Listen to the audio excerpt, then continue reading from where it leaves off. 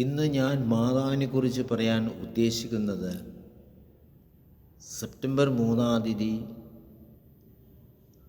അത്ഭുത കന്യക എന്ന മാതാവിൻ്റെ തിരുനാൾ ആഘോഷത്തെക്കുറിച്ചാണ്. വെഗ കൊറിഡോർ എന്ന പുഴയുടെ അടുത്തുള്ള ചെസ്നട്ട് കാടുകളിലാണ് അത്ഭുത കന്യകയുടെ തിരുനാൾ ആഘോഷത്തിൻ്റെ ഉത്ഭവം. ഒരിക്കൽ കുറച്ച് സൈനികർ തീർത്ഥാടനത്തിന് പോവുകയായിരുന്നു.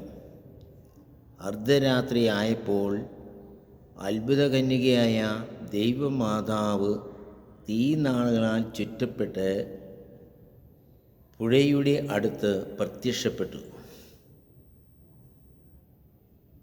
അവൾ അവരെ സമീപിച്ചപ്പോൾ അവർ ഭയന്ന് ഓടിക്കളഞ്ഞു.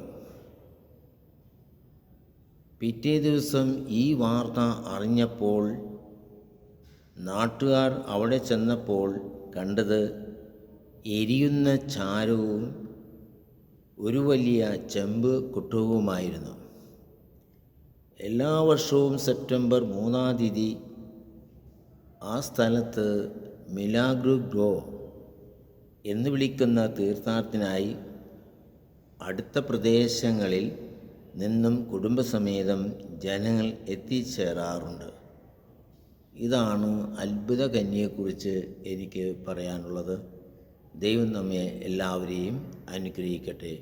പരിശുദ്ധ അമ്മയുടെ പ്രത്യേക അനുഗ്രഹവും വാത്സല്യവും എന്നും കുടുംബങ്ങളിൽ സമാധാനം ഐശ്വര്യവും ഉണ്ടാകട്ടെ.